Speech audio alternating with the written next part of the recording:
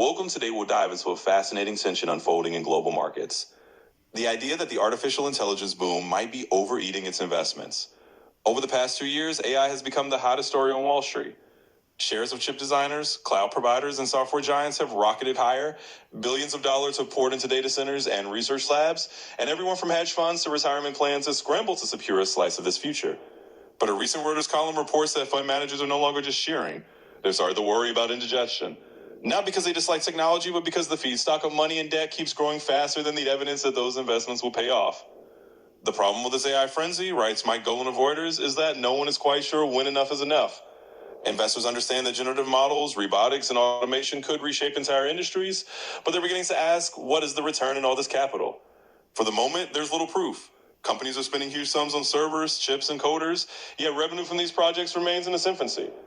When profits aren't keeping up, the risks shift to the balance sheet. Firms are taking on debt to fund the AI build-out, and the leverage is making some portfolio managers uncomfortable. Dolan points to the opaque world of private credit as a potential source of hidden risk. In other words, the AI party might be financed with credit cards, and nobody knows exactly how big the bill is. This unease is captured in Bank of America's November Fund Manager Survey.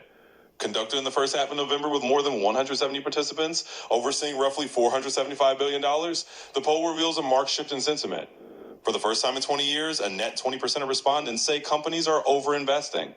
That's a dramatic reversal in a market that normally applauds heavy spending on growth. The survey also shows that the idea of an AI bubble has become the number one tail risk. 45% of fund managers identify it as the biggest threat to the economy and markets.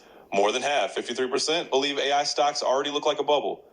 And 54% say the most crowded trade right now is long positions in the Magnificent Seven tech giants. When everybody's on the same side of the boat, even a small wave can capsize it.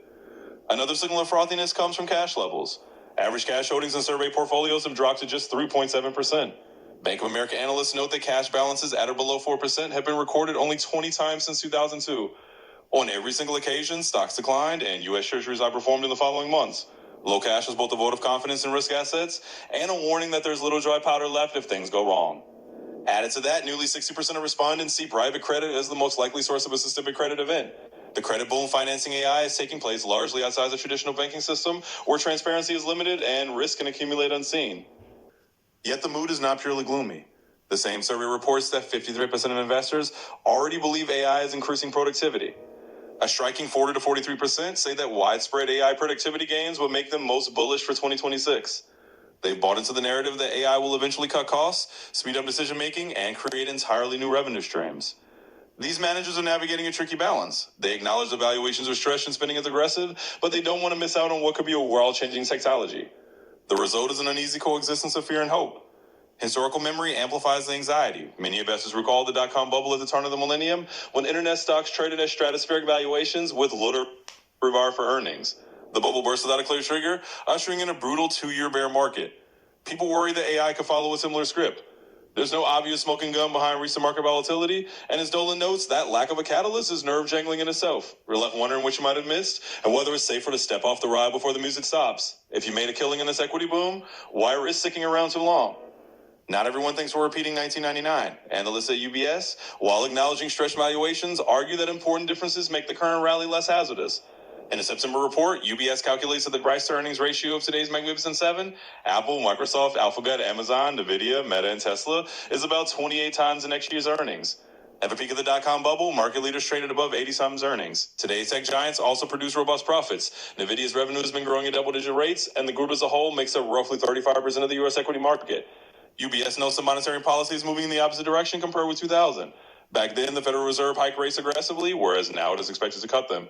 These differences suggest that while there is plenty of exuberance, calling it an outright bubble may be premature. Nevertheless, UBS warns that overinvestment and misallocation remain real short-term risks. The lesson is to stay diversified and disciplined. So what should investors and observers do?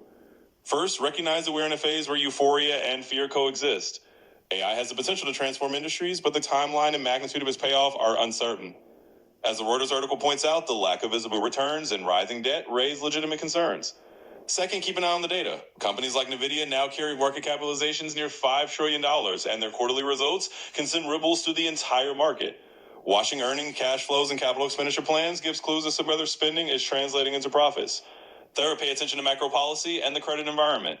If the Federal Reserve cuts rates and liquidity remains ample, the market may absorb large investments more easily. When financing dries up or private credit suffers a shock, the tide could turn quickly. Finally, remember the basics. Don't put all your eggs in one basket, and don't assume that a trend will last forever.